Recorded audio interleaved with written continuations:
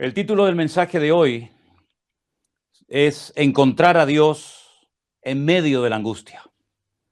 Se preguntarán algunos de ustedes, ¿por qué este título? Encontrar a Dios en medio de la angustia. Hermanos, la palabra de Dios nos enseña que los últimos tiempos, y estamos ya en los últimos tiempos, serán tiempos difíciles, tiempos peligrosos, tiempos de guerras y de rumores de guerras, de reino contra reino, nación contra nación, de pestes, de hambres, de terremotos en diferentes lugares, de temor y angustia en la gente por todo lo que va a suceder. Yo espero que ustedes se acuerden que yo voy compartiendo domingo tras domingo, porque quiero recordarles que el domingo pasado yo les hablaba que los últimos tiempos serían tiempos de grandes cambios, y ya desde el año pasado venimos experimentando un cambio a nivel mundial que ha cambiado la vida de todos y de cada uno de nosotros. Tiempo de confinamiento, el COVID y tantas cosas que están ocurriendo cada día a nuestro alrededor que han afectado nuestro estilo de vida, las iglesias, la economía, las familias, los negocios, etcétera, etcétera. Y yo les decía que en medio de estos grandes cambios que ya se han comenzado a producir y otros que se avecinan, tenemos que aprender a vivir como auténticos ciudadanos del reino, porque eso es lo que somos, ciudadanos del reino de Dios. Vivimos en este mundo, vivimos en este planeta, pero no somos de este mundo. Estamos aquí de paso. Por lo tanto, es muy importante leer, estudiar en profundidad las Sagradas Escrituras para que sepamos cómo vivir en estos tiempos de cambios, en estos tiempos difíciles y peligrosos en los que el Señor ha decidido que vivamos en este tiempo. Apocalipsis capítulo 3. Si ustedes prestaron atención a la porción, a la lectura que se leía esta tarde, hay un versículo que es concretamente el versículo número 10 que yo quisiera volver a leer. Apocalipsis capítulo 10, el Señor le dice a su amada iglesia, por cuanto has guardado la palabra de mi paciencia, yo también te guardaré de la hora de la prueba que ha de venir sobre el mundo entero para probar a los que moran sobre la tierra. El mundo entero será probado por nuestro Dios. Todas y cada una de las naciones de la tierra serán sacudidas de una manera u otra. Yo quiero recordarles que no hace mucho tiempo en los medios de comunicación veíamos prácticamente cada día aquellos terribles bombardeos que se producían en la ciudad de Damasco y en el país de Siria. Veíamos cómo los aviones bombardeaban con la intención, digamos, de frenar al Daesh, al ISIS, que estaba haciendo un daño tremendo en muchas naciones de esa parte del mundo. Y veíamos a gente cómo quedaba sepultada bajo los escombros y cómo la gente huía despavorida y cómo la gente perdía la vida. Incluso vi escenas muy fuertes de niños que quedaban sepultados y algunos de ellos se lograron salvar. Y vi un éxodo tremendo de sirios huyendo a todas partes, huyendo de la guerra que por cierto sigue. Lo que pasa es que ya hay imágenes, ya no hay imágenes, ya no hay noticias de Siria, como si todo se hubiese resuelto, como si ya esa guerra civil que dura años, en la que han muerto miles y miles y miles de personas, ya se hubiera acabado y ya Siria estuviera totalmente, digamos, normalizada y ya la guerra se acabó. Nada más lejos de la realidad. Vimos escenas tremendas de lo que estaba pasando en Venezuela. Escenas que nos conmovieron a todos, como la gente salía por las calles gritando, pidiendo libertad, pidiendo un cambio, y vimos a la gente incluso buscando comida en los cubos de basura, porque los supermercados estaban vacíos, y esas largas y enormes colas de personas tratando de llevarse algo a la boca, o de poder comprar algo, si es que podían conseguirlo, y tenían la suerte de cuando llegara a la cola el supermercado, pudieran comprar lo necesario. Pero ya no hay escenas de Venezuela, ya se ha arreglado todo, parece que todo se ha normalizado, pues nada más lejos de la realidad. Y comenzamos a ver imágenes tremendas de lo que estaba pasando en Chile y al poco tiempo en Colombia. Y ahora últimamente en Cuba. Y estábamos viendo lo que estaba pasando en Cuba y de repente nos encontramos en televisión unas imágenes tremendas de cómo más de 1000 personas han desaparecido, 100 y pico de personas han muerto aquí en el continente europeo, esas inundaciones tremendas en Alemania. Y dice la palabra de Dios que esto es simplemente el principio de dolores. El principio de dolores. Ya no hay marcha atrás. Esto es una especie de cuenta regresiva que nos está indicando algo muy importante y es el retorno inminente de nuestro Señor Jesucristo. Por eso dice el apóstol Pedro en Primera de Pedro, capítulo 4, y quiero leerles estos versículos muy interesantes, por cierto. Primera de Pedro, capítulo 4, versículo 12. Amados, no os sorprendáis del fuego de prueba que os ha sobrevenido, como si alguna cosa extraña os aconteciese, sino gozaos por cuanto sois participantes de los padecimientos de Cristo, para que en la revelación de su gloria os gocéis con gran alegría. Si sois vituperados por el nombre de Cristo, sois bienaventurados, porque el glorioso Espíritu de Dios reposa sobre vosotros. Ciertamente de parte de ellos, Él es blasfemado, pero por vosotros es glorificado. Así que ninguno de vosotros padezca como homicida o ladrón o malhechor, o por entremeterse en lo ajeno. Pero si alguno padece como cristiano, no se avergüence, sino glorifique a Dios por ello. Porque es tiempo de que el juicio comience por la casa de Dios. Y si primero comienza por nosotros, ¿cuál será el fin de aquellos que no obedecen al evangelio de Dios? Y si el justo con dificultad se salva, ¿en dónde aparecerá el impío y el pecador? De modo que los que hacen según la palabra de Dios, encomienden sus al fiel Creador y hagan el bien. Pedro no le está escribiendo a hermanos en tiempos de paz, en tiempos de tranquilidad, sino le está escribiendo a los que han sido dispersados por todas partes del mundo, huyendo de las persecuciones, huyendo de las matanzas de aquella época. Y les dice, hermanos, no se sorprendan, no se derrumben, no se desanimen, porque los mismos padecimientos que ustedes están pasando, otros hermanos en otras partes de la tierra también los están experimentando igual, exactamente igual que ustedes. En la misma carta de Pedro, en el capítulo 5, del 6 en adelante, dice, humillaos pues ante esta perspectiva, ante esta realidad, humillaos pues bajo la mano poderosa de Dios. Os fue el tiempo, echando toda vuestra ansiedad sobre Él, porque Él tiene cuidado de vosotros. Sed sobrios y velad, porque vuestro adversario, el diablo, como león rugiente, anda alrededor buscando a quien devorar, al cual resistid firmemente, sabiendo que los mismos padecimientos se van cumpliendo en vuestros en todo el mundo.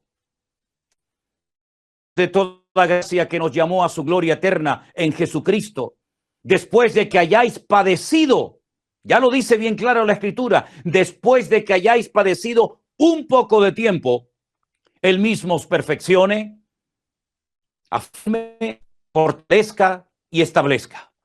A Él sea la gloria y el imperio por los siglos de los siglos.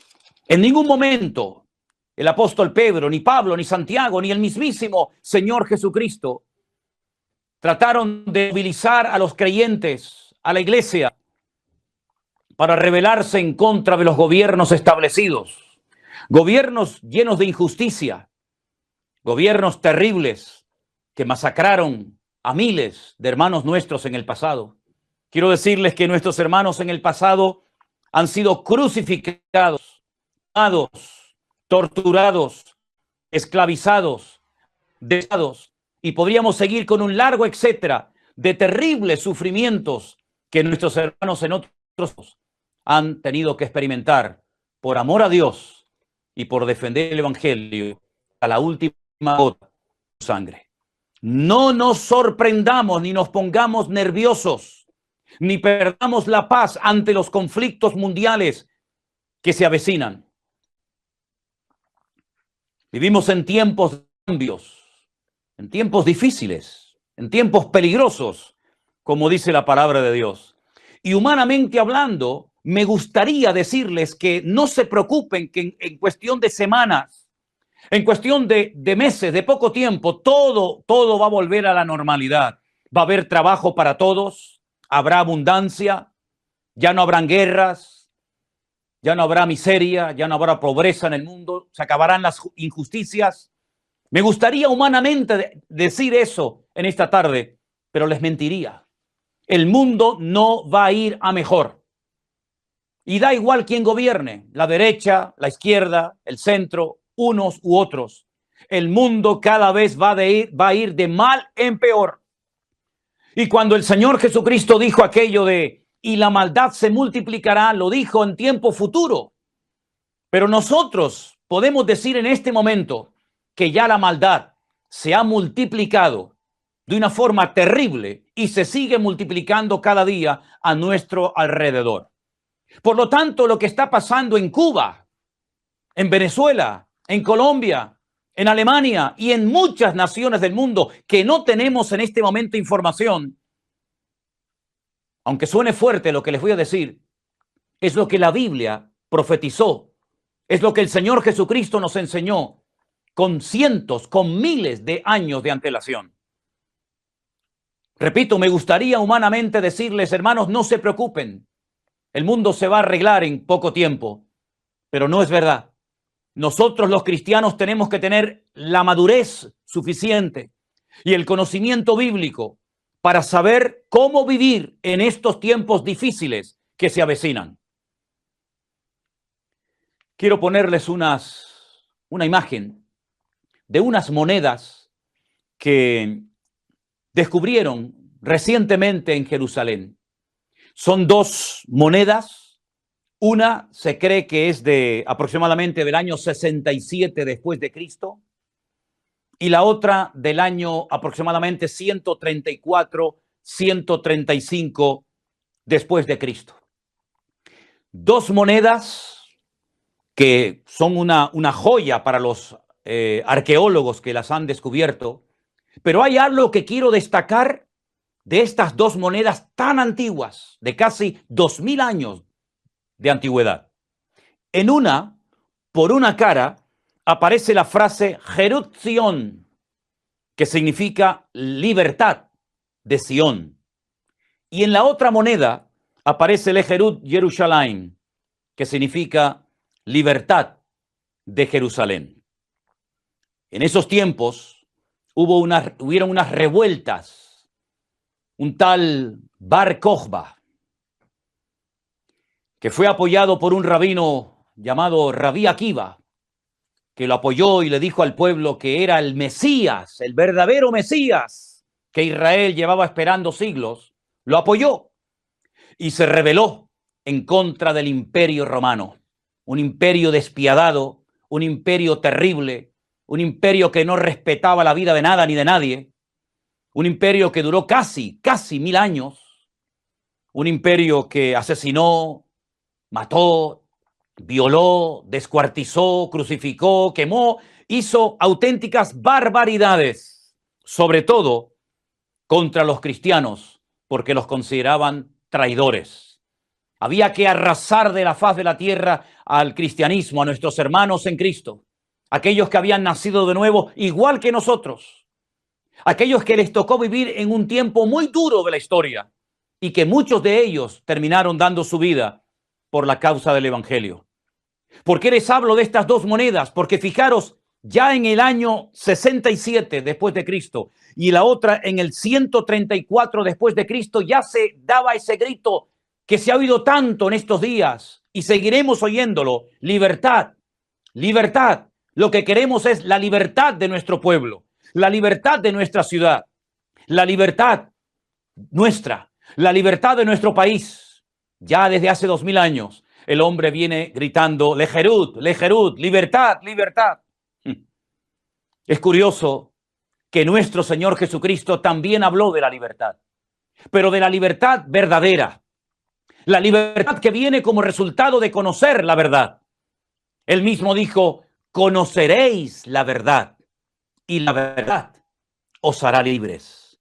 Ese es el texto, como bien saben ustedes, hermanos de la iglesia de Santa Cruz de Tenerife, que tenemos encima de nuestra plataforma, al cual si quieren pueden mirarlo ahora mismo. Y conoceréis la verdad y la verdad os hará libres. Nosotros tenemos que tener bien, pero bien claro, queridos hermanos, que nosotros podemos experimentar la libertad gloriosa de los hijos de Dios, no gracias a los hombres, no a lo que tenemos, no a lo que podemos conseguir por nuestros logros y por nuestra fuerza y capacidad humana, sino que la verdadera libertad viene a un país, viene a una ciudad, viene a una vida, cuando conoce la verdad, y la verdad es Jesucristo. Sin Jesucristo, ningún país del mundo, ninguna nación de la faz de la tierra podrá experimentar la verdadera libertad que viene por conocer a Cristo, que es el camino y la verdad y la vida. La iglesia no está puesta en este mundo para quitar o para poner gobiernos, ni para apoyarlos, ni para hacerles la contra, para hacerles la guerra. Esa no es la función de la iglesia.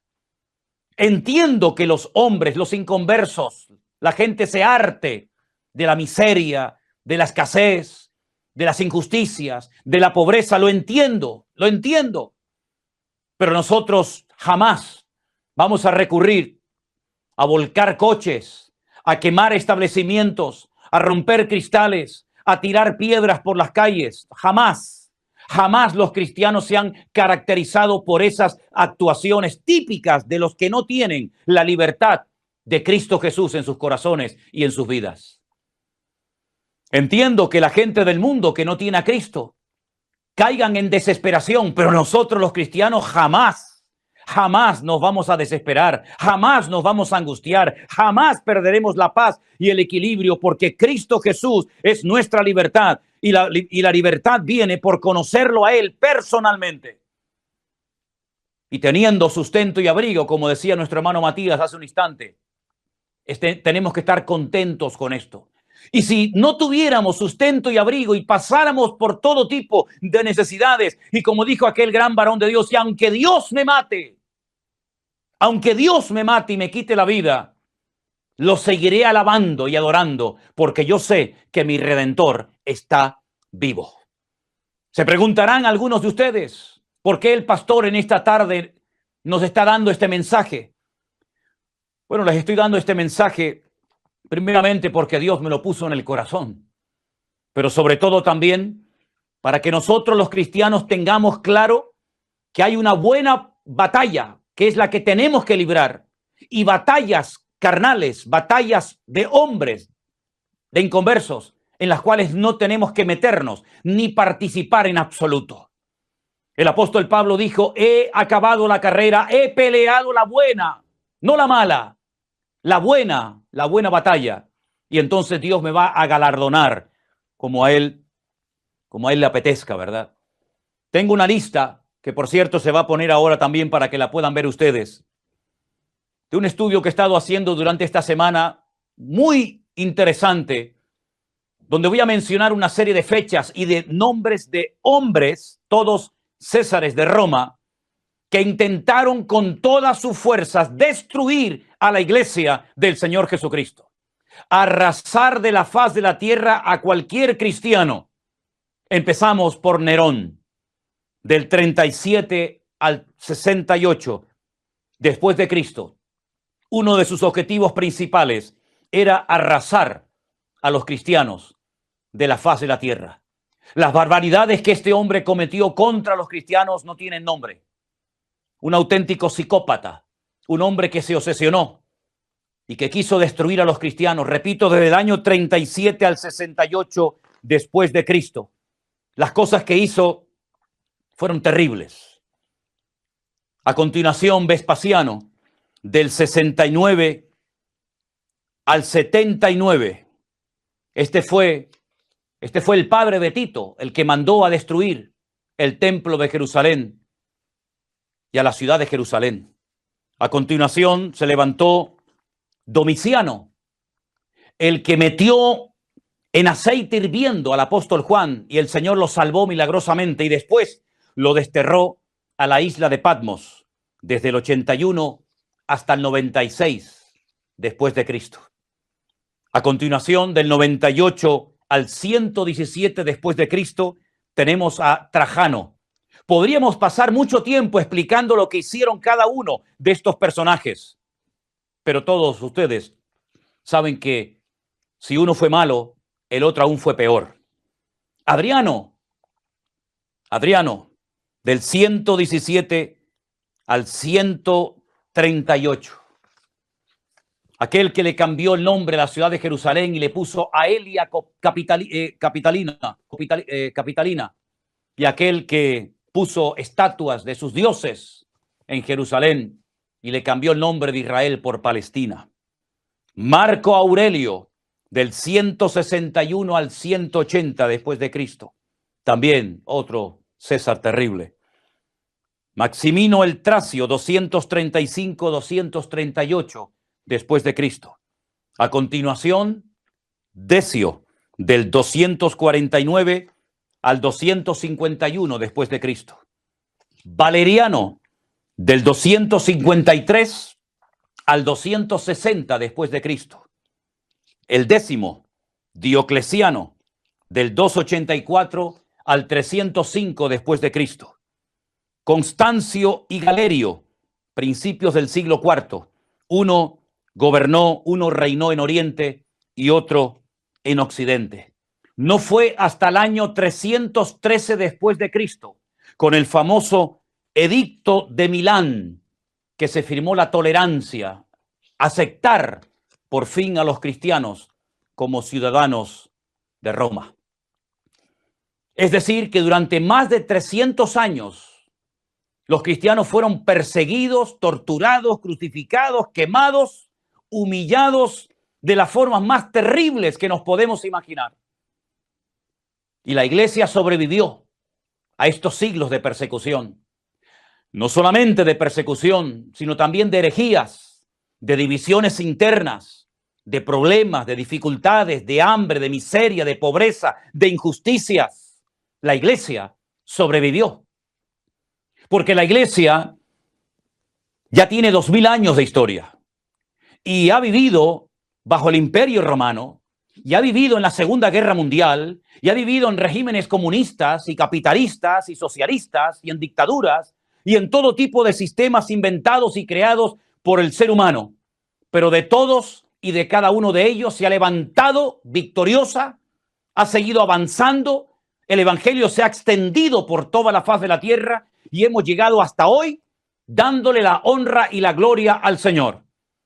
¿Qué ha quedado del Imperio Romano? Absolutamente nada. ¿Qué ha quedado de todos aquellos que intentaron con todas sus fuerzas destruir a la amada iglesia del Señor Jesucristo? Absolutamente nada. Pero sin embargo la iglesia sigue en pie porque las puertas del infierno nunca prevalecerán contra la iglesia de nuestro Señor Jesucristo. Por lo tanto, mis queridos hermanos que me están escuchando y viendo desde muchas partes del mundo en este momento, habrán crisis, habrán injusticias, habrá un crack económico a nivel mundial, habrán todo tipo de humillaciones, todo tipo de privaciones, pero nosotros no somos de este mundo, estamos de paso.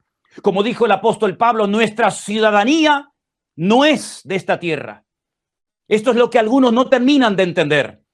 Claro, en algún lugar del mundo tuvimos que nacer, lógicamente, no lo elegimos nosotros. No elegí yo el lugar, el país en el que yo nací, ni tampoco podré elegir el lugar en el que muera. Pero nosotros estamos en este mundo no para quitar o poner gobiernos, no para salir por las calles protestando en contra de las injusticias que nos hacen, no en contra de las leyes que dictan, abusando de su poder, sino que estamos en este mundo con otra función, con otro cometido, y es el de predicar las virtudes de aquel que nos llamó de las tinieblas a su luz admirable. ¿Cuál es el arma más poderosa? ¿Cuál es una de las armas más poderosas de las cuales dispone la iglesia y que la ha sabido usar perfectamente a lo largo de la historia? La oración. La oración, clamar a Dios, refugiarnos en Dios, escondernos en el Señor. Desde la angustia invoqué al Eterno y Él me oyó, dice la Biblia. Ni siquiera David, siendo tratado tan injustamente y tan cruelmente por su suegro, el rey Saúl, jamás intentó levantar la mano contra él, porque él entendió perfectamente que el que quita y el que pone no es el hombre. El que quita y el que pone no es el hombre, es Dios. Y si el hombre quitó a otro hombre, probablemente ese que quitó a aquel del cual protestaba y contra el cual hizo la guerra, al final se convierte en peor que aquel que quitó. Los cambios los tiene que producir nuestro Dios. Porque no es con espada, no es con ejército que la iglesia avanza. Esas son las armas de los mundanos. Esos son los sistemas de los inconversos, de los que no conocen a un Dios de amor. Pero nosotros hemos conocido a un Dios de amor, que Él experimentó en carne propia injusticias, humillaciones, todo tipo de vejaciones. Y al final, el imperio opresor, el imperio de Roma, decidió crucificarlo. Y cuando estaba colgado en una cruz, no incitó a sus discípulos ni a sus seguidores a que se levantaran y se rebelaran contra Roma. No. El Señor Jesucristo en la cruz dijo unas palabras que tenemos que recordar no solamente cuando llega la época de Semana Santa, sino cada día de nuestra vida.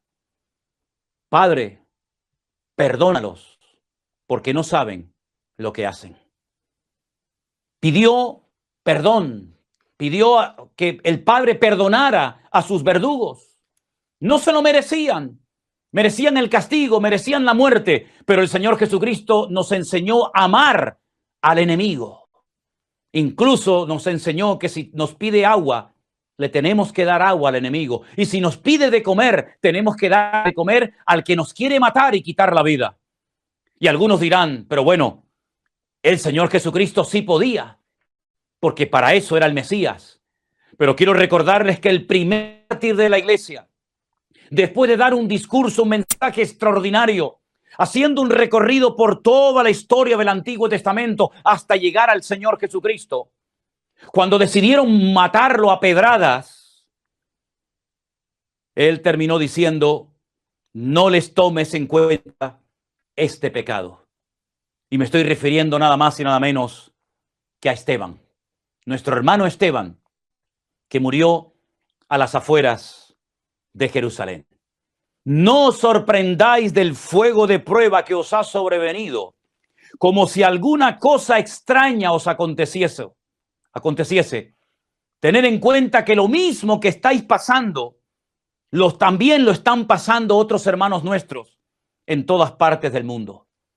Permítanme llevarles a 2 de Corintios capítulo 6, del versículo 4 en adelante.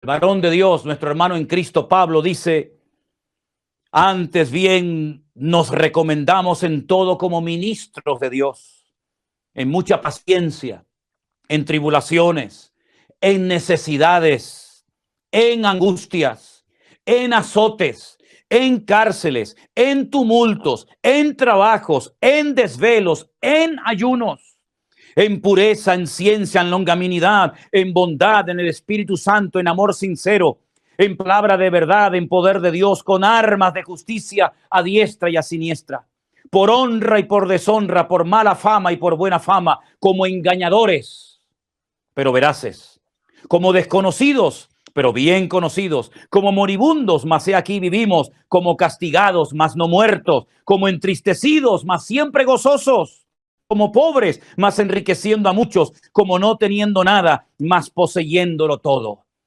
Esta era la forma de vida del apóstol Pablo, de los hermanos nuestros durante los primeros siglos de la era cristiana. Fueron perseguidos, fueron humillados, fueron quemados, fueron despojados de sus bienes, dieron su vida por la causa de Cristo, pero jamás nadie, ningún historiador por impío, por pecador, por terrible que sea, podrá decir que los cristianos se levantaron en contra del Imperio Romano con la intención de destruirlo y de acabar con ellos. Al contrario, fue el amor de Cristo en sus corazones. Fue el poder del Evangelio lo que hizo que uno de los Césares de Roma, Constantino, cayera de rodillas y tuviera que firmar aquel edicto de tolerancia para que no se siguiera persiguiendo, ni machacando, ni destruyendo a la iglesia de nuestro Señor Jesucristo. Vivimos en tiempos de guerras y rumores de guerras. Vivimos en tiempos en los que el hombre sale por las calles gritando libertad, libertad. Vivimos en tiempos en los que el pecador quiere experimentar la libertad que ya nosotros tenemos. Vivimos en tiempos en los que vemos que el hombre quiere justicia, el hombre quiere paz, el hombre quiere bendición, el hombre quiere estabilidad. Y todo eso, queridos hermanos, nosotros ya lo tenemos. Ya tenemos esa libertad, ya tenemos esa paz.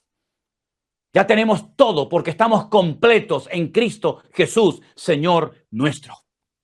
Lo que tenemos que hacer es refugiarnos en Dios, clamar a nuestro Dios. Algunos dirán, pero entonces tenemos que dejarnos humillar.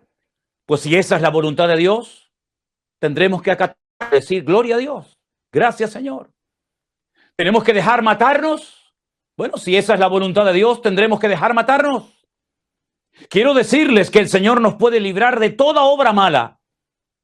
Quiero recordarles que aquellos jóvenes en Babilonia dijeron, nosotros no nos vamos a postrar por mucho poder, por mucha autoridad que tengas como rey del imperio babilónico. No nos vamos a postrar ante tu imagen. No vamos a darle culto a tu imagen. Y creemos que nuestro Dios nos puede librar de tu mano y del fuego. Lo tenemos clarísimo. No tenemos la más mínima duda de que nuestro Dios nos puede librar del fuego y nos puede librar de tu mano.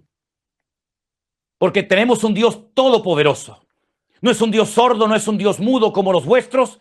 Nuestro Dios nos conoce, nuestro Dios nos habla, nuestro Dios nos bendice, nuestro Dios nos cuida. Lo ha hecho hasta el día de hoy y, repito, nos puede librar de tu mano y nos puede librar del fuego si esa es su voluntad y si Él quiere. Pero te voy a decir algo, oh rey Nabucodonosor, si no nos libra, es decir, si nuestro Dios hoy ha determinado que tenemos que entregar nuestra vida como un sacrificio y morir quemados, estamos dispuestos a hacerlo. Fueron arrojados dentro de un horno de fuego. ¿No es eso una injusticia? ¿No es eso un abuso de poder? ¿No es eso algo que se escapa del raciocinio de la mente humana? ¿Cómo es posible que 3 jóvenes inocentes que no habían cometido ningún delito, sino simplemente se habían negado a postrarse ante un muñeco, ante una estatua, fueran matados de esa manera tan vil, humillante y cruel? Pero ellos estuvieron dispuestos a acatar la voluntad de Dios, porque hay momentos en los que Dios da y hay momentos en los que Dios no da. Y hay momentos en los que Dios protege de la muerte y hay momentos en los que permite la muerte. Y hay momentos en los que Dios abre puertas y hay momentos en los que Dios cierra puertas. Y nosotros, como vivimos para Cristo, pues nos gozamos en cualquier momento, en cualquier régimen, en cualquier país, en cualquier circunstancia, con dinero, sin dinero, con comida, sin comida, con comunistas, con capitalistas, con dictadores, con socialistas, da exactamente igual. Porque nuestra estabilidad, nuestra paz, nuestra salvación, nuestra vida no depende de los hombres, no depende de los gobiernos, depende de nuestro Dios. Y ellos sabían perfectamente que ese día podían morir y estaban dispuestos a morir. Como también al apóstol Pablo cuando el profeta Agabo en Cesarea, en la casa de Felipe, aquel que había sido diácono y después lo conocemos como el evangelista, le dice, Pablo, te van a amarrar, te van a torturar, no te van a hacer caso. Y él dice, yo estoy dispuesto no solamente a que me amarren y me torturen, sino incluso a dar mi vida por la causa del evangelio. Estoy dispuesto a dar mi vida por Cristo si hace falta. En otras palabras, mis queridos hermanos, vivamos como ciudadanos del reino y no como salvajes. No imitando los sistemas del mundo. Vivamos como hijos y como hijas de Dios, empapados de la gracia, empapados de la misericordia, empapados del amor de Dios, que es el poder que el evangelio tiene y que ningún ser humano ni gobierno nos quitará ni nos puede imitar, porque el amor de Dios ha sido derramado en nuestros corazones cuando vino el Espíritu Santo a morar a nuestra vida. Romanos capítulo 5, versículo 8. El amor de Cristo, el amor de Dios ha sido derramado en nuestros corazones. Nosotros podemos bendecir a los que nos persiguen. De hecho, hay que hacerlo. Y nosotros podemos bendecir y orar por aquellos que nos quieren quitar la vida. Y nosotros hemos demostrado a lo largo de la historia que hemos vencido a leones, que hemos vencido al fuego, que hemos vencido persecuciones, que hemos vencido, hermanos, calumnia, que hemos sido capaces de cantar en medio del tormento en una cárcel, porque la iglesia del Señor Jesucristo no depende de los hombres para estar bien o mal. Él depende única y exclusivamente del poder y de la presencia de nuestro Dios. Por eso, mis hermanos, no estén preocupados, ni se sorprendan por lo que está sucediendo, porque ahora ha sido Cuba, el otro día era Venezuela, y mañana será otro país, y otro, y otro, y otro. Y les recuerdo lo que he leído en esta tarde, que por cierto se ha leído desde el púlpito. Dios nos guardará, Dios nos guardará, Dios nos protegerá, como dice Apocalipsis 3:10. Por cuanto has guardado la palabra de mi paciencia, yo te guardaré de la hora de prueba que ha de venir sobre el mundo entero. El mundo entero va a ser sacudido. Europa, América, África, Oceanía, los americanos, los latinos, los chinos, los japoneses, todo el mundo será sacudido. Pero el Señor ha prometido guardarnos y protegernos en medio de los avatares y en medio de los problemas de la vida. Esa es la promesa que Dios siempre nos ha dado y promesa a la cual nos agarramos y confesamos en este momento de la historia. Mis queridos hermanos, los tiempos que se avecinan no van a ser fáciles, ¿eh? Aunque todos estén vacunados, después vendrá otra cosa, otro virus, otra bacteria, o sabe Dios qué. Miren los alemanes, lo bien que viven, un país hermoso, un país rico, un país estable, un país de gente seria, un país de gente trabajadora. Un país que hacen las cosas para que no se rompan, no como otras naciones que hacen las cosas para que se rompan a los 2 días. Gente seria, gente forzada, gente que fue capaz de reconstruir un país cuando había quedado totalmente destruido por un loco, y fueron capaces de reconstruirlo y ser un botón de muestra, de orden, de seriedad, de trabajo, de puntualidad. Y miren lo que les ha pasado en estos días. Ha venido un diluvio, ha venido una lluvia tremenda, y ha arrasado pueblos enteros, puentes, carreteras, y mucha gente ha perdido la vida y otros han desaparecido. ¿Quién se lo iba a decir a los alemanes? Y tal vez mañana nos toque a nosotros, pero nosotros sabemos en quién hemos creído. Nosotros no dependemos de este gobierno, ni del anterior, ni del que va a entrar dentro de unos años. A nosotros nos da exactamente igual quién gobierne. A nosotros nos da exactamente igual si lo hacen bien o lo hacen mal.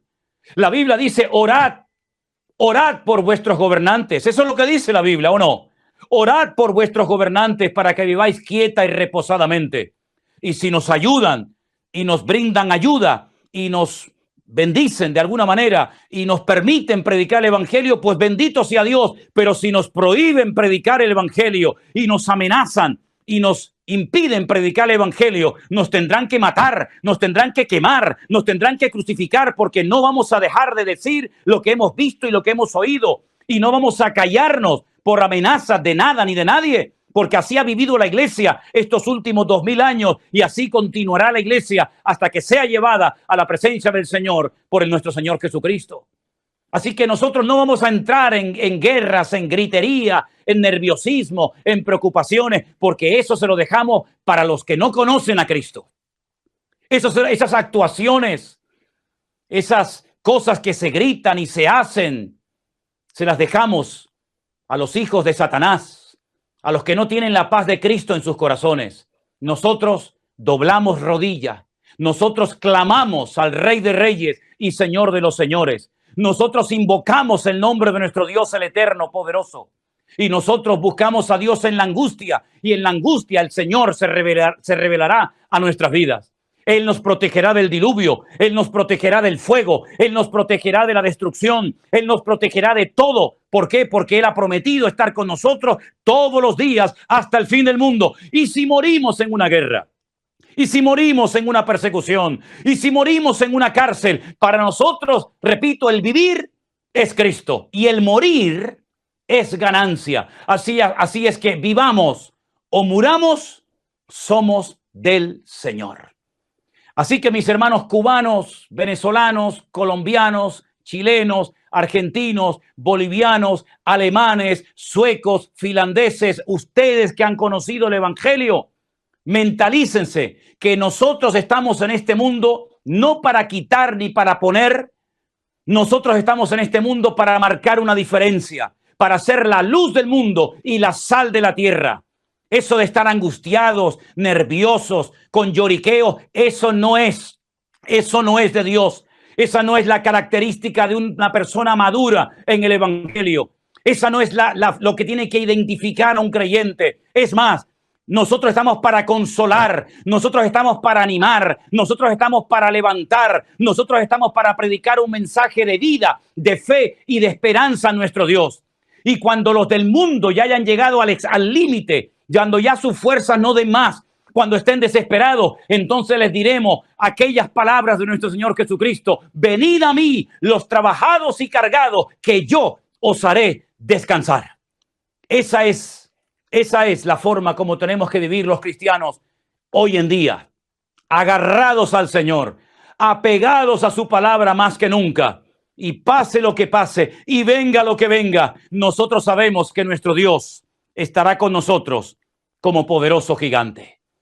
Yo voy a pedir a todos los que están en este momento allí en Santa Cruz, en la iglesia, y a todos los que están oyendo y viendo este mensaje en este momento, póngase de pie, por favor, juntamente conmigo. Hágame el favor, pónganse de pie, ahí donde está. Si quiere, agarra, coja su Biblia, y si no, cierre sus ojos y escuche estas palabras, que son palabras de Dios, palabras que aprendimos de memoria en aquellos meses de confinamiento y que compartimos con nuestros hijos y con nuestros hermanos, y que hoy, más que nunca, debemos de recordarlas. El que habita al abrigo del Altísimo morará bajo la sombra del Omnipotente. Diré yo al Señor: esperanza mía y castillo mío, mi Dios, en quien confiaré. Él te librará del lazo del cazador, de la peste destructora. Con sus plumas te cubrirá y debajo de sus alas estarás seguro. Escudo y adarga es su verdad. No temerás el terror nocturno, ni saeta que vuele de día, ni pestilencia que ande en medio de la oscuridad, ni mortandad que en medio del día destruya. Caerán a tu lado 1000 y 10.000 a tu diestra, mas a ti no llegará.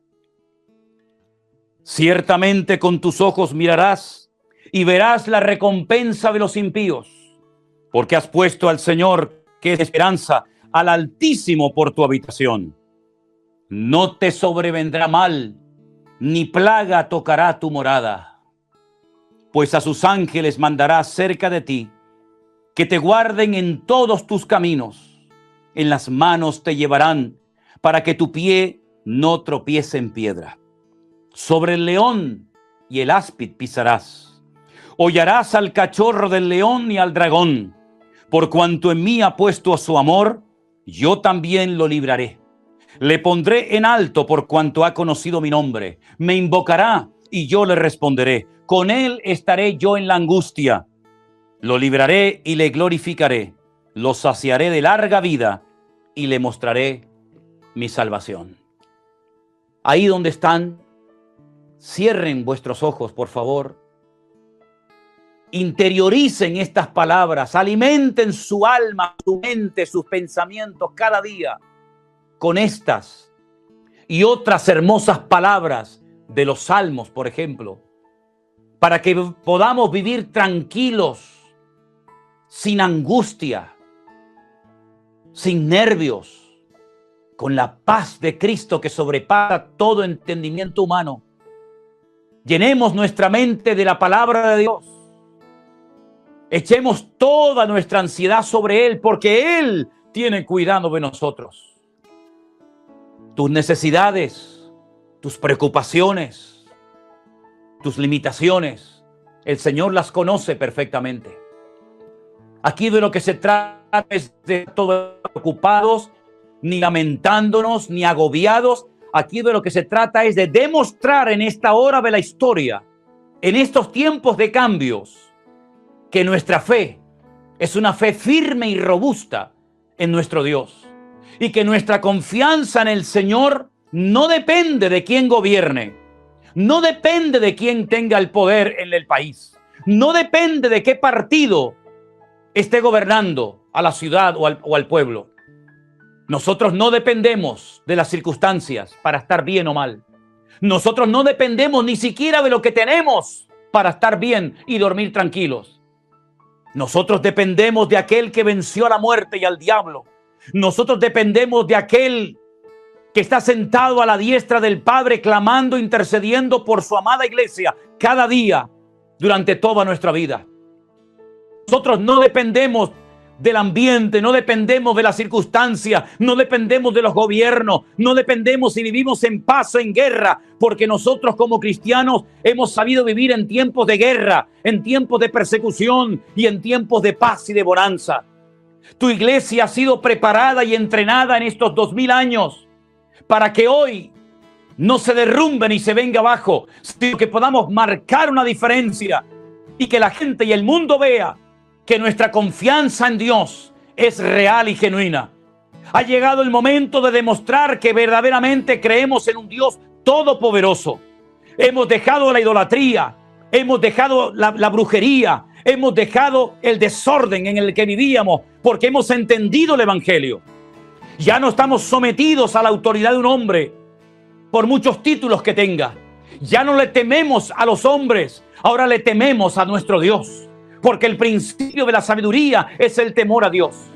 Ya no le tememos a las circunstancias, porque nuestro Dios ha vencido todas y cada una de las circunstancias. Y recordamos en este momento las palabras eternas de nuestro amado Señor Jesucristo, que dijo: en el mundo, hijitos míos, en el mundo tendréis aflicción, pero confiad, yo he vencido al mundo. Y por eso en esta hora, Señor, te damos gracias por estos 2000 años en los que la iglesia ha crecido, se ha extendido, tu palabra se ha predicado, y ahora más que nunca clamamos a ti, oh Dios eterno, oh Dios todopoderoso, creador del cielo y de la tierra, tú que quitas y pones, tú que abres y cierras, tú que has creado el sol, la luna, el día y la noche. A ti clamamos en este momento pidiendo que tú cuides de tu amada iglesia en todas las naciones de la tierra. Señor, que tu Espíritu Santo pueda con un poder tremendo como hace tiempo que no lo hace, para que el mundo vea que hay un pueblo que alaba, un pueblo que canta, un pueblo que se goza, un pueblo que se levanta en pie de guerra en el buen sentido de la palabra, y porque entendemos que las armas de nuestra milicia no son carnales, son poderosas en Dios para destruir fortalezas. Y sabemos que el diablo, Satanás, la serpiente antigua, el dragón, anda como león rugiente. No es que sea un león, como león rugiente, buscando a quien devorar. Pero cerramos filas, invocamos el nombre de Cristo y no vamos a permitir bajo ningún concepto que el enemigo haga de la suya, porque no ignoramos sus maquinaciones, porque incluso es capaz de disfrazarse y hacerse pasar como ángel de luz. Pero tu palabra nos da el conocimiento. Tu Espíritu Santo nos da el discernimiento, Señor, en esta hora, para orar en contra de todo principado, en contra de toda potestad, que el objetivo final es destruir a la iglesia. Empieza por un lado, pero el objetivo es destruir a tu pueblo, destruir a tu siervo, destruir a tu amada iglesia. Pero en el nombre de Jesús, hoy en este momento, tu amada iglesia, los cientos y cientos y miles de hermanos que en este momento están viendo esta reunión en directo, levantando nuestras manos, proclamamos hoy tu victoria, la victoria de Jesucristo, la sangre de Jesucristo que fue derramada en la cruz del Calvario. Hoy en el nombre de Jesús rompe toda estrategia satánica y oramos para que todo espíritu de brujería, de hechicería, para que todo daño que los hombres quieran hacer contra tu amada iglesia sea desbaratado en el nombre de Jesús, y tu iglesia se levante en pie de guerra, y tu Espíritu Santo sople y caigan lenguas de fuego como en el aposento alto, y se predique hoy tu palabra como hace años que no se predica. Dios mío, aviva tu obra en medio de los tiempos. Señor, sabemos que el mundo irá de mal en peor, que la maldad se multiplicará, que incluso el amor de muchos se enfriará, pero nosotros iremos de gloria en gloria, de victoria en victoria, de poder en poder, en el nombre poderoso de Jesús, nuestro Señor. A ti te daremos siempre la gloria y la honra, ahora y por siempre. Amén y amén. Aleluya. Así que, mis queridos hermanos, Dios nos guardará de las pruebas que vendrán a nivel mundial. Todas las naciones de la tierra, los 5 continentes van a ser sacudidos y zarandeados de una manera u otra. Pero en medio de esas pruebas, la iglesia pasará en victoria. Caerán por un lado, caerán por otro, veremos cosas tremendas. Unos se levantarán, otros serán derrumbados, pero nosotros sabemos en quién hemos creído. Ponemos nuestra mirada, nuestra confianza en Cristo, y sabemos que el que habita en nosotros es mayor que el que quiere levantarse sabiendo que le queda poco tiempo. El mundo cambiará, los gobiernos cambiarán, unos van y vienen, pero nosotros permaneceremos porque nuestra fidelidad no depende de las circunstancias, ni de hombres, ni de gobiernos. Nuestra fidelidad depende de la mano de nuestro Dios.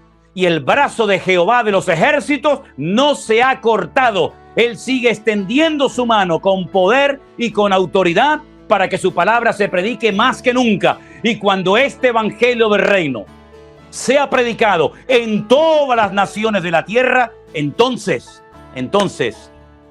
el Señor vendrá y pondrá sus pies sobre el monte de los olivos, y toda rodilla, créanme, se doblará, y toda lengua confesará que Él es Señor, para gloria de Dios el Padre.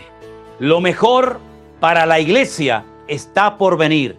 Lo peor para el mundo, por supuesto que también les va a caer encima, pero lo mejor para la amada iglesia de Cristo está por venir. Quiero terminar este mensaje en esta tarde diciéndoles que por favor oren, porque hay un proyecto, y es que el próximo año, del día 14 de abril al 17 de abril, tomen nota de esta fecha, hermanos, pónganse a orar desde ya. Del 14 de abril hasta el 17 de abril del próximo año 2022, vamos a celebrar nuestro primer congreso de la iglesia virtual. Por supuesto, pueden asistir los hermanos que no son de la iglesia virtual, sino de la iglesia, digamos, presencial. Lo vamos a celebrar en un hotel que ya lo hemos reservado. Durante esos días estaremos allí de retiro, estaremos de convención, predicando la palabra, adorando a nuestro Dios, pasando un tiempo realmente extraordinario. Comiencen a orar.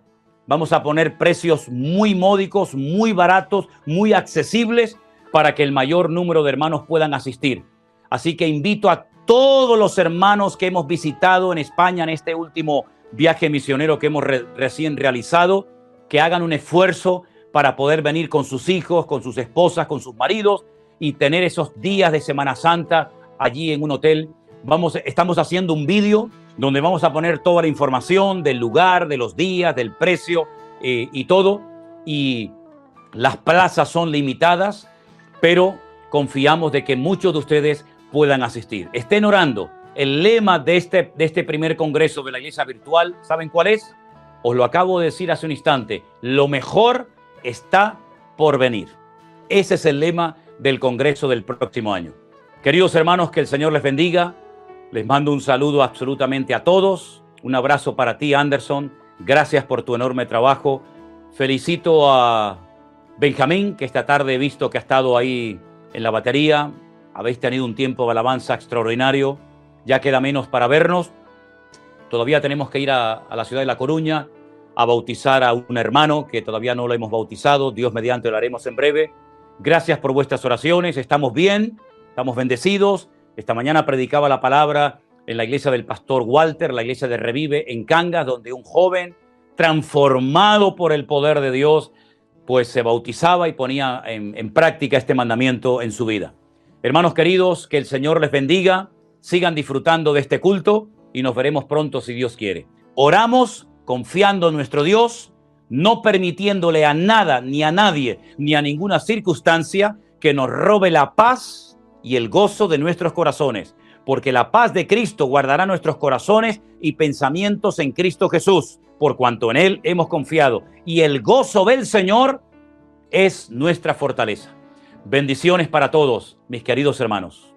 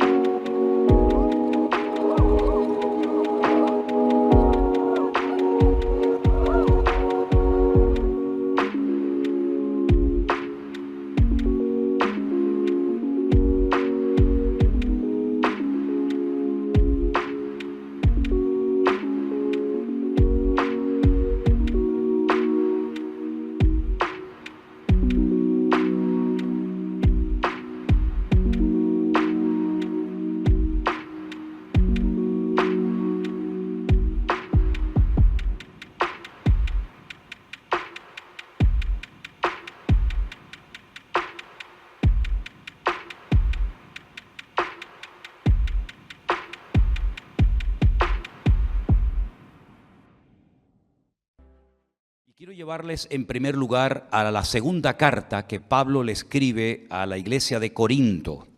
Hemos estado reflexionando en los últimos días, yo creo que en un tema de trascendental importancia. Hoy a la mañana predicaba a través de las redes sociales, a través de Zoom, a nuestra iglesia en Colombia. Había un grupo precioso, tuvieron un grupo de alabanza, un tiempo de alabanza muy lindo. Y les compartía algo de lo que voy a leer y compartir con ustedes en esta tarde. Segunda de Corintios capítulo 12. Pablo abre su corazón y cuenta algo que le está sucediendo. Si él no lo hubiera contado, nunca hubiéramos sabido este problema, entre comillas, que él estaba atravesando. No sabemos durante cuánto tiempo tuvo este aguijón o esta espina, como también se traduce en otras versiones, pero vamos a leer el porqué de este sufrimiento en relación a lo que hablábamos el jueves. ¿Cuáles son tus puntos fuertes y cuáles son tus puntos débiles? Leamos la palabra de Dios en 2 de Corintios 12:1. Aunque van a ver que él está hablando como si fuera de otra persona, en tercera persona, es él el que está contando una experiencia como si fuera otro hombre. Ciertamente no me conviene gloriarme, pero vendré a las visiones y a las revelaciones del Señor. Conozco a un hombre en Cristo, es él, que hace 14 años, si en el cuerpo no lo sé, si fuera del cuerpo no lo sé, Dios lo sabe, fue arrebatado hasta el tercer cielo, es decir, hasta la misma presencia de Dios. Y conozco al tal hombre, si en el cuerpo, fuera del cuerpo, no lo sé, Dios lo sabe, que fue arrebatado al paraíso, donde oyó palabras inefables que no le es dado al hombre expresar. De tal hombre me gloriaré, pero de mí mismo en nada me gloriaré, sino en mis debilidades. Sin embargo, si quisiera gloriarme, no sería insensato, porque diría la verdad. Pero lo dejo, para que nadie piense de mí más de lo que en mí ve u oye de mí. Y para que la grandeza de las revelaciones no me exaltase desmedidamente, me fue dado un aguijón en mi carne, un mensajero de Satanás que me abofetee, para que no me enaltezca sobremanera. Respecto a lo cual 3 veces he rogado al Señor que lo quite de mí. Y me ha dicho, bástate mi gracia, porque mi poder se perfecciona en la debilidad. Por tanto, de buena gana me gloriaré más bien en mis debilidades, para que repose sobre mí el poder de Cristo. Por lo cual, por amor a Cristo me gozo en las debilidades, en afrentas, en necesidades, en persecuciones, en angustias, porque cuando soy débil, entonces soy fuerte. ¿Cuántos dicen amén? Qué experiencia, ¿no? Qué experiencia tan tremenda. Estuvo en la misma presencia de Dios, en lo que él llama el tercer cielo o el paraíso, es lo mismo. Y dice que allí vio y escuchó cosas que el Señor nunca le permitió compartirlas. Ni con su palabra cuando visitaba las iglesias, ni en las cartas, sino que cuenta por encima la experiencia, pero que sin lugar a dudas tuvo que ser algo realmente tremendo. Cuando el jueves hablamos acerca de la importancia de reconocer nuestras debilidades, nuestros puntos débiles, yo quisiera dejar bien claro que una cosa es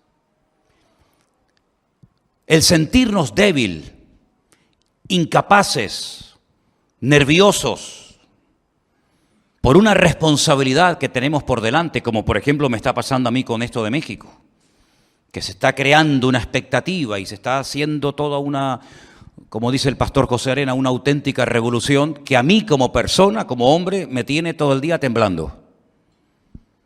Porque estas cosas a mí sinceramente me ponen muy nervioso. Una cosa es sentirnos débiles, ya digo, incapaces de poder cumplir con esas responsabilidades tan enormes que Dios pone sobre nuestros hombros. Y es bueno sentirse así, porque así no pierdes el contacto con la tierra y no te crees bajo ningún concepto que todo lo puedes y que todo lo sabes y que no hay nada que no puedas superar. Eso es una cosa.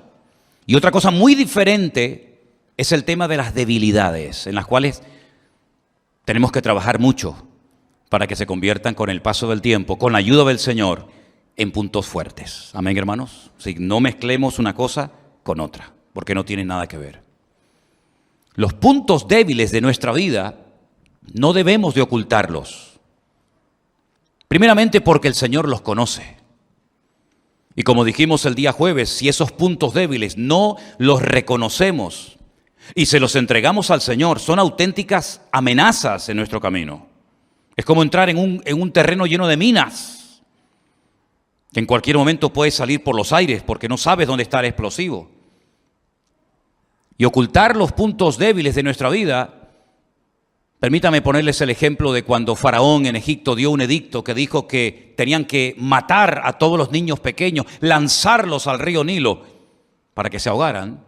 Dice la Biblia que una familia ocultó a su hijo durante 3 meses. Y estoy hablando nada más y nada menos que de Moisés. Es imposible ocultar a un bebé. En algún momento llora, en algún momento hace ruido. Y cualquier madre que ya hubiera tirado al río o lo hubieran tirado al río a sus hijos, al ver a la vecina con su hijo escondido, probablemente te podría delatar y decir, ¿por qué yo tengo que experimentar este dolor y tú tienes el gozo y la alegría de poder tener a tu hijo escondido?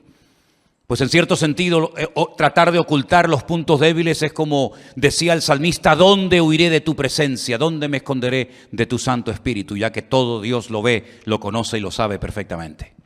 Es absurdo intentar ocultar nuestros puntos débiles, porque cuanto antes los reconozcamos y los confesemos, pidiéndole ayuda al Señor, antes podremos superarlos y vencerlos en el nombre del Señor.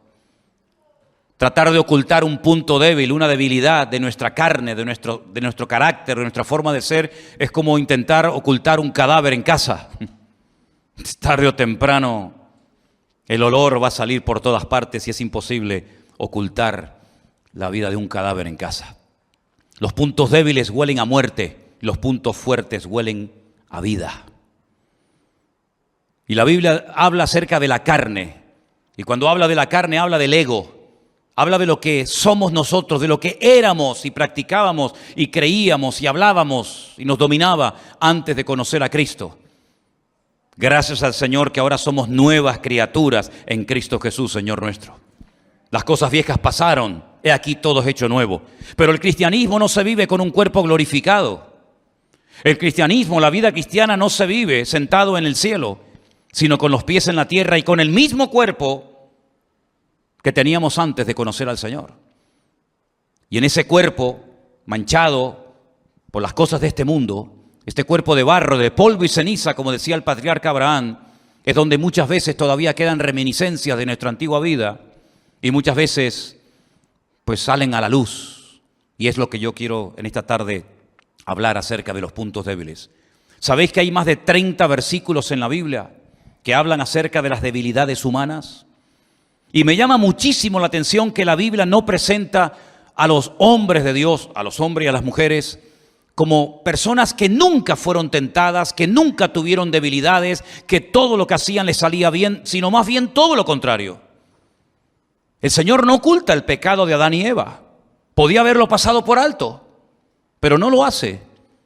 La Biblia dice que oyeron la voz de Satanás, le creyeron, le obedecieron, y perdieron su comunión con Dios por desobediencia. Y la Biblia lo dice.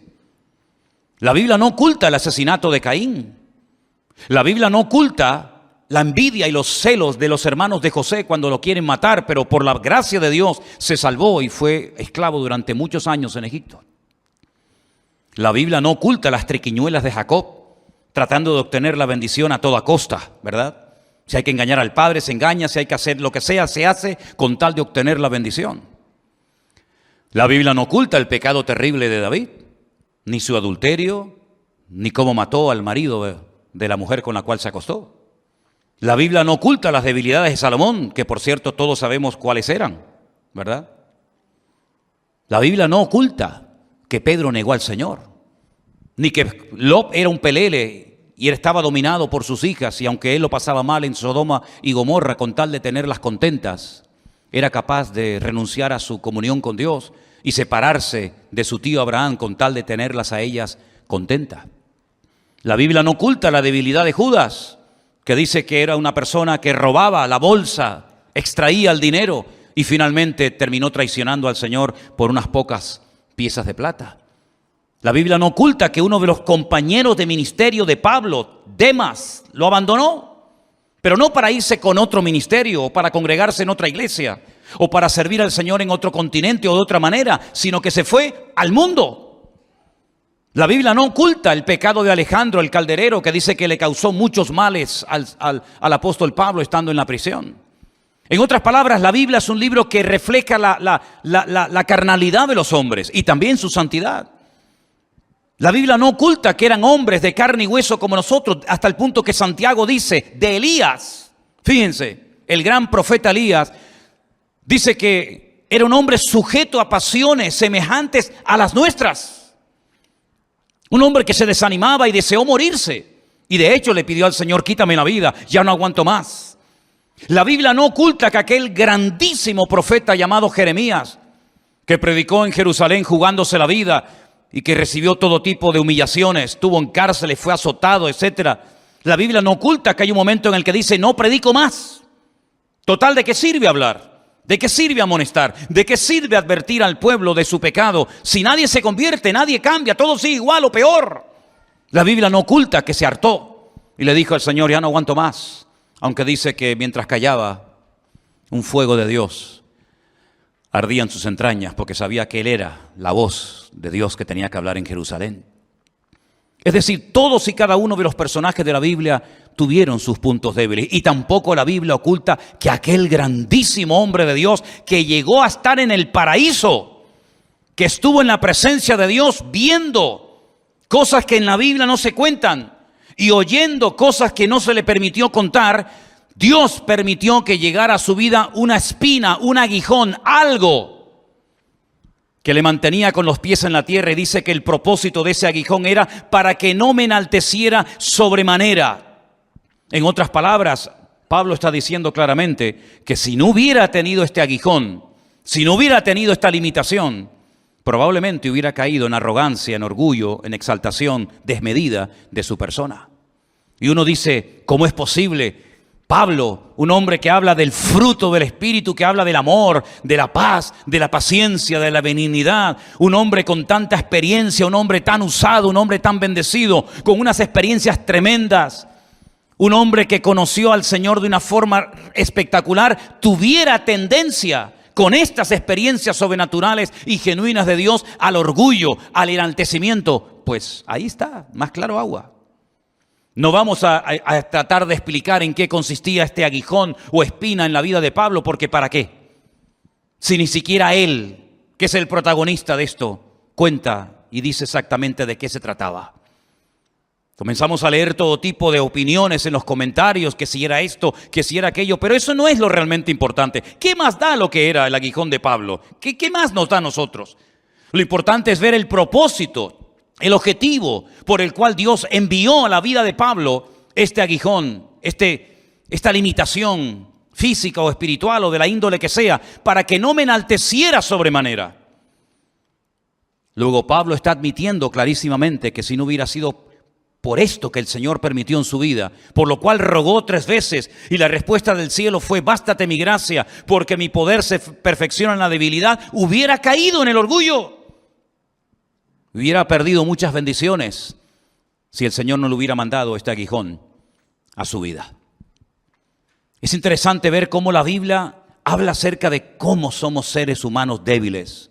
Por mucho tiempo que llevemos en el ministerio, por muchos años que llevemos en los caminos del Señor, todos somos débiles.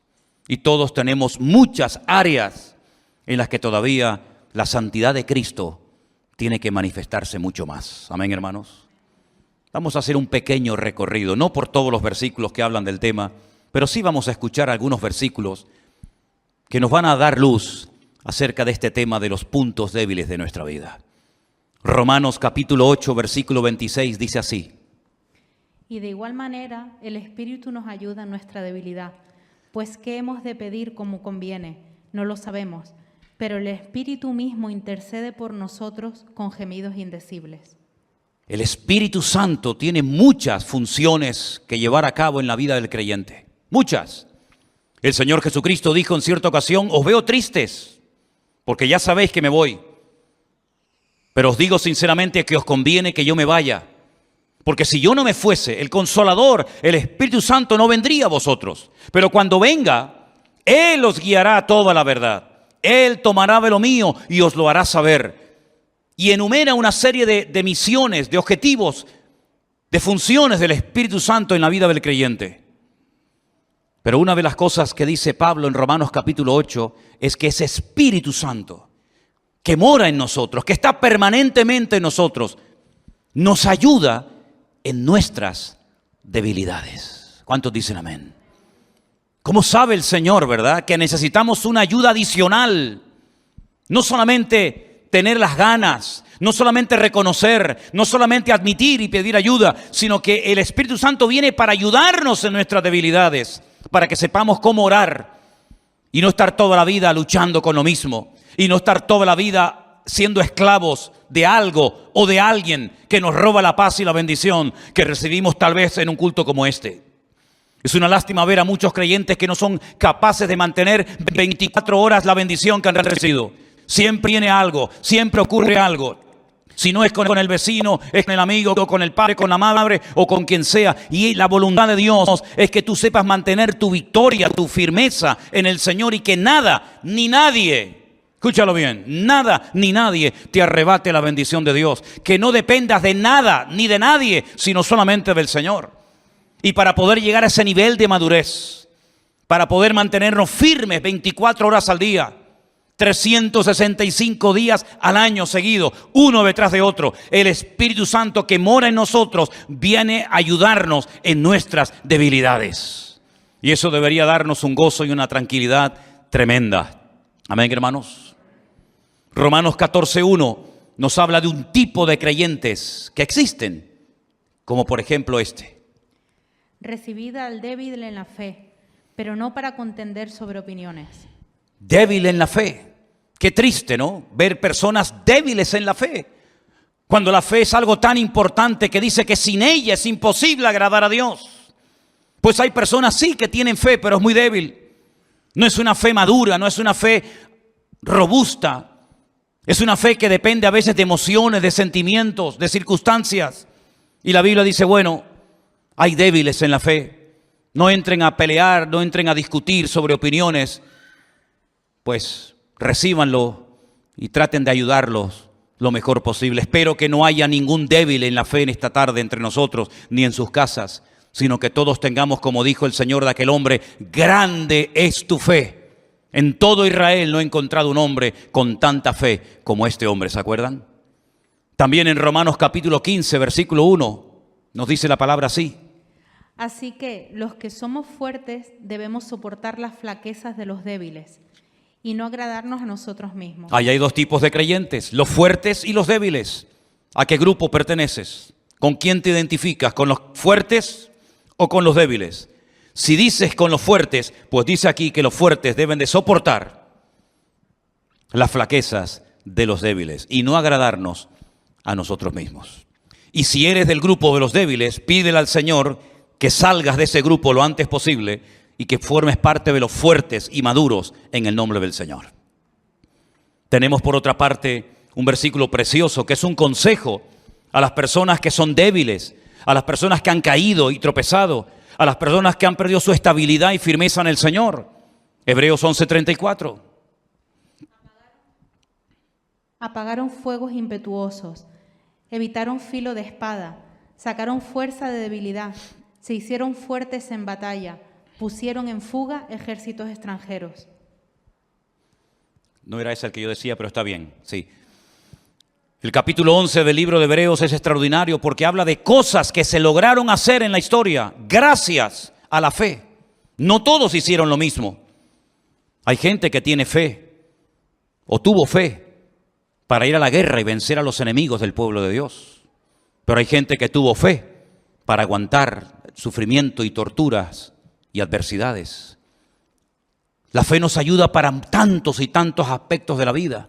Y dice que hubieron personas que sacaron fuerza de la debilidad porque clamaron y se refugiaron en el Señor. Pero en la carta a los Hebreos, en el capítulo 12, verso 12, que es el versículo que es un consejo, dice: por lo cual, levantad las manos caídas y las rodillas paralizadas. Las manos caídas, los que dicen: he tirado la toalla, pastor, ya no puedo más con esto. He bajado las manos, me rindo, ya no puedo más. Las rodillas paralizadas, las que ya no quieren avanzar, los que ya no quieren caminar, han tropezado tantas veces, han hecho tanto tipo de promesas, han decidido después de un mensaje tomar una decisión por el Señor y luego no la han cumplido, no han permanecido en el Señor, que dice que a esta gente que ya ha bajado las manos y que tienen ya las rodillas paralizadas, hay que levantarlos y decirles: adelante, todavía queda mucho camino por recorrer. Le pasó a Elías, le pasó a Pedro, le pasó a tantas personas de la historia bíblica que por lo que hicieron o no hicieron, por lo que dijeron o dejaron de decir, se sintieron fracasados, inútiles. ¿Cómo se va a sentir Pedro después de haber negado al Señor 3 veces? No era la mejor noche, no era el mejor día de su vida. Fue el día malo para Pedro. Fue el día en el que no fue capaz de decir: sí, yo soy un discípulo de Cristo. Yo he visto al Señor glorificado en el monte y he visto cómo se le presentó un día a Moisés y Elías. Sí, yo lo he visto. ¿Cómo voy a negar eso? ¿Y cómo voy a negar que yo fui uno de los que repartían panes y peces a enormes multitudes cuando yo sabía que no teníamos recursos para que las multitudes se saciaran? ¿Cómo voy a negar eso? ¿Cómo voy a negar que un día entró a mi casa y oró por mi suegra y la fiebre desapareció al instante? ¿Cómo voy a negar yo que caminé con mi Señor por encima de las aguas? Pues lo negó, no sé quién es ese hombre. Y por eso dice que esa noche lloró amargamente. Y por eso el Señor, cuando resucita 3 días más tarde, le dice a una de las mujeres: dile a mis discípulos y a Pedro, porque él dice que no quiere ser más de mi grupo, a mis discípulos y a Pedro, dile que vayan a Galilea, que allí yo me voy a encontrar con ellos. Y vemos al Señor que le da una segunda oportunidad y lo restaura y lo levanta y le dice: apacienta mis corderos. Sí, al que había negado 72 horas atrás al maestro, le dice: apacienta mis ovejas. Es decir, no sigas en ese estado de frustración y de amargura y de tristeza, porque yo todavía puedo usar tu vida poderosamente. Y aquel que le dijo: si no veo las llagas, si meto mi dedo en sus llagas y en su costado no creo, a ese también el Señor se le apareció. Y tantas personas de la Biblia que fracasaron y cayeron en su debilidad, pero que el Señor los restauró, porque nuestro Dios no solamente es un Dios que salva, sino un Dios que restaura a los que han caído y han bajado las manos y tienen sus rodillas paralizadas. También nos dice en el libro de Joel algo muy interesante, y ahora vamos a dar un giro en el mensaje, porque hay un texto que a lo mejor a priori no se entiende, pero yo lo voy a utilizar y les voy a decir por qué. Joel capítulo 3, versículo 10. Forjad espadas de vuestros azadones, lanzas de vuestras hoces. Diga al débil: fuerte soy. Forjad espadas de vuestros azadones. Es un cambio radical. No es lo mismo una azada que una espada. No es lo mismo una hoz que una lanza. Y el Señor lo que está diciendo es: cambien las armas. Ya no usen azadas, ahora usen espadas. ¿Y no será que a lo mejor el sistema o lo que has hecho para cambiar te ha fallado y estás empeñado en seguir haciendo lo mismo? Quiero recordarle las palabras de aquel hombre que todos conocemos, Albert Einstein, que dijo en una ocasión: si quieres ver cambios, no hagas siempre lo mismo. Y hay personas que están empeñadas que el sistema, que el método que ellos tienen es eficaz. Y lo podemos ver en la sociedad en la que vivimos. Y el Señor Jesucristo la definió como ciegos, guías de ciegos. Si un ciego cae en el hoyo, ¿cómo va a poder guiar a otro? Los dos caerán en el mismo hoyo, en la misma trampa, en la misma red. Nosotros tenemos armas espiritualmente hablando para poder vivir vidas cristianas victoriosas. Piensa en qué has estado haciendo, qué has intentado, qué lugares has visitado, a qué sitios has ido. ¿Qué has estado haciendo para dejar lo que quieres dejar? Para cambiar como quieres cambiar. Porque si no lo has logrado, si no has obtenido éxito en esa empresa, en ese ejercicio, quiere decir que ha llegado el tiempo de cambiar tus armas. Le decía el Señor a los agricultores: dejen de trabajar en el campo y hagan espadas de vuestras azadas. Dejad la hoz y convertirlas en lanzas. En otras palabras, es un cambio de estrategia. Hay que tener una mentalidad diferente, actuar diferente. ¿Por qué? Porque aunque vivimos en la carne, no militamos según la carne. De poco sirve una hoz para ir a la guerra. De poco sirve una azada. Tenemos que tener armas que nos permitan contrarrestar los ataques del enemigo. Porque las armas de nuestra milicia no son carnales, decía Pablo, sino poderosas en Dios para la destrucción de fortalezas. Pablo conocía cuáles eran las armas que Dios nos ha dado a nosotros. Y si quieren pueden leer tranquilamente el capítulo 6 de la carta de Pablo a los Efesios, donde van a ver cómo él describe la armadura de un soldado romano y él aplica cada una de las partes de la armadura del soldado romano a distintas armas que tiene el creyente para defenderse y atacar en el día de hoy. Él observaba que el soldado romano no iba desprotegido en cuanto a la cabeza, sino que llevaba un yelmo. Y él dice, el yelmo es como la salvación. Es decir, el yelmo guarda la cabeza. Y él dice, mentalízate, cambia tu forma de pensar. Eres salvo, por lo tanto ahora ya no puedes pensar, vivir, actuar y comportarte como antes lo hacías.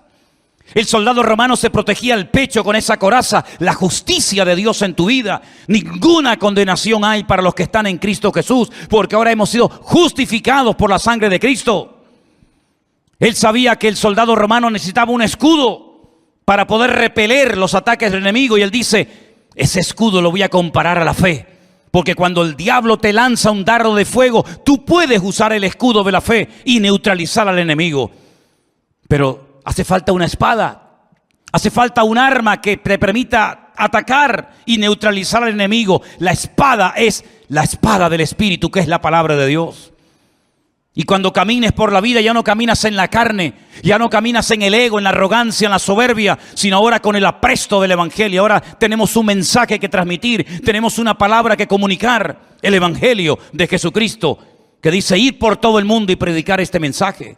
En otras palabras, el cristiano no va por la vida desprotegido. ¿Y ahora qué hago? ¿Ahora qué hago? Cada vez que tengo problemas vengo a la iglesia y cuando se me resuelven ya no vengo más. Esa no es la vida que la Biblia describe para ti y para mí.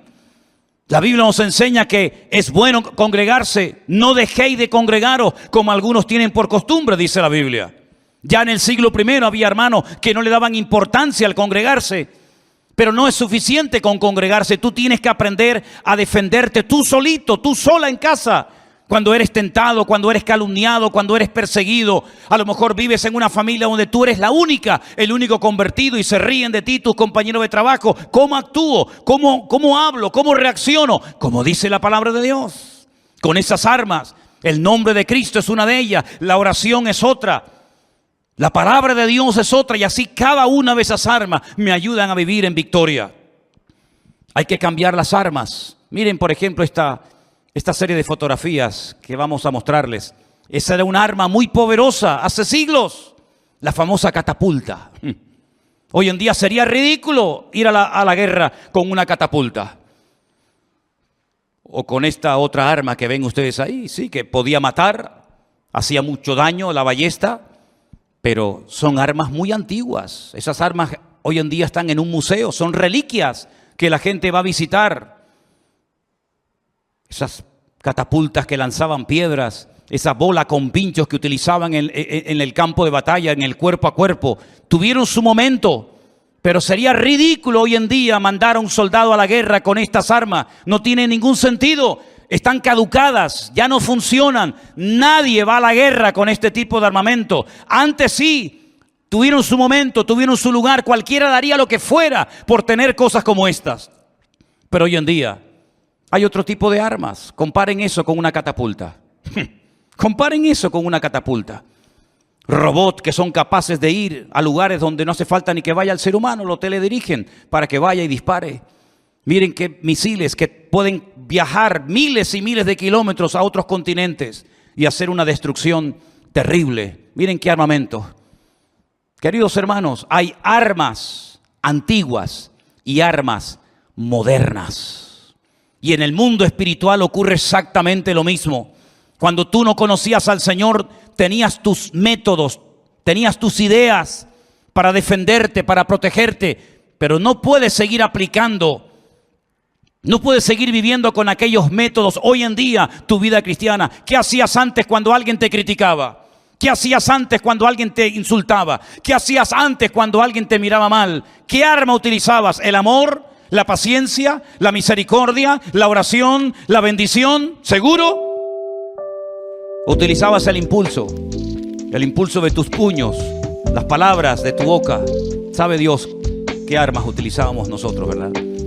Pero ahora, aunque andamos en la carne, aunque estamos en este mundo, no militamos, no ejercemos en el ejército de este mundo, sino que ahora cuando recibimos ataques y presiones de todo tipo, de arriba, de abajo, incluso hasta de hermanos en Cristo, porque no solamente son los problemas que vienen de la calle, a veces también vienen desde adentro. Y se levantarán de entre vosotros, dice la Biblia, falsos profetas y falsos apóstoles y falsos hermanos. Por supuesto que sí, siempre lo ha habido y siempre lo sabrá. Pero ¿cómo reaccionamos ahora ante todo eso? Con armas diferentes, con armas espirituales, con lo mismo que hacía el Señor cuando le insultaban, que no devolvía otra maldición. Dando ejemplo, comportándonos de una forma distinta y diferente, llevando todo a la oración, a la presencia del Señor y poniendo todo en sus manos, sabiendo que Él es nuestro mejor abogado. ¿Cuántos dicen amén? Si no aprendemos a vivir así, si no queremos defendernos a nosotros mismos, estaremos perdiendo el tiempo y seremos otra vez víctimas de nosotros mismos. Porque dicho sea de paso, el mayor enemigo que nosotros tenemos somos nosotros mismos. Las armas que el Señor nos ha dado son armas poderosas que en el mundo espiritual tienen un efecto destructivo. Fíjate, cuando oramos al Señor, estamos orando por personas de otros continentes, personas que nunca hemos visto su rostro, pero que la oración, que no conoce fronteras, es capaz de llegar hasta ese hospital, hasta esa casa, y tocar a ese joven en esa cárcel o en esa circunstancia difícil en la que se encuentra. Y es un arma tremendamente poderosa que viaja de continente a continente, de país en país, y sobre todo cuando va ungida y respaldada por la palabra y por el nombre de Cristo. Esas son las armas que tenemos nosotros hoy en día. Antes, cuando tal vez no teníamos dinero, cuando no podíamos pagar las deudas, cuando nos echaban del trabajo, cuando no te pagaban lo que te habían prometido pagar, ¿verdad? Agarrabas al jefe por el cuello, le insultabas, lo querías denunciar, le querías pegar. Pero sin embargo ahora tenemos las promesas de Dios. Y en esas promesas el Señor nos dice: yo soy tu pastor y nada te faltará. Nada te faltará. Y a veces nos enfadamos con las personas y es como cuando nos golpeamos con el martillo un dedo. ¿Le ha pasado alguna vez a ustedes? ¿Alguna vez te ha pasado? Como duele, ¿eh? ¿Qué sentido tiene que insultes al martillo? ¿Qué sentido tienes que llames de todo al martillo? El martillo es simplemente el instrumento, pero el que se ha hecho daño eres tú utilizando ese instrumento. Y a veces no sabemos interpretar las cosas que ocurren. Pensamos que es el jefe que la tiene tomada conmigo, o el vecino de arriba. Pero ni una hoja de un árbol se cae sin permiso de Dios. Y cuando ocurre algo es porque detrás de ese algo nuestro Dios está hablando y está tratando de enseñarnos algo. Puedes pelear con el martillo, puedes pelear con la persona, pero detrás de la persona está nuestro Dios, que es el que ha permitido que esa persona te haga o te diga lo que te hace doler. Y así como Pablo le dijo al Señor, quítame esto, y el Señor le dijo, no. Y volvió a pedírselo otra vez y le dijo el Señor, no. Y en 3 ocasiones rogó, quítame este aguijón, esta espina de mi vida. Y el Señor dijo, no te lo voy a quitar, pero te voy a enseñar algo que no has aprendido hasta ahora, y lo vas a aprender sí o sí, que mi gracia, es decir, mi presencia en ti es más que suficiente, y vas a aprender a gozarte, no solamente cuando te aplauden, sino también cuando te persiguen. Y vas a aprender a gozarte, no solamente cuando hay una multitud de gente que te escucha, sino cuando estás solo en una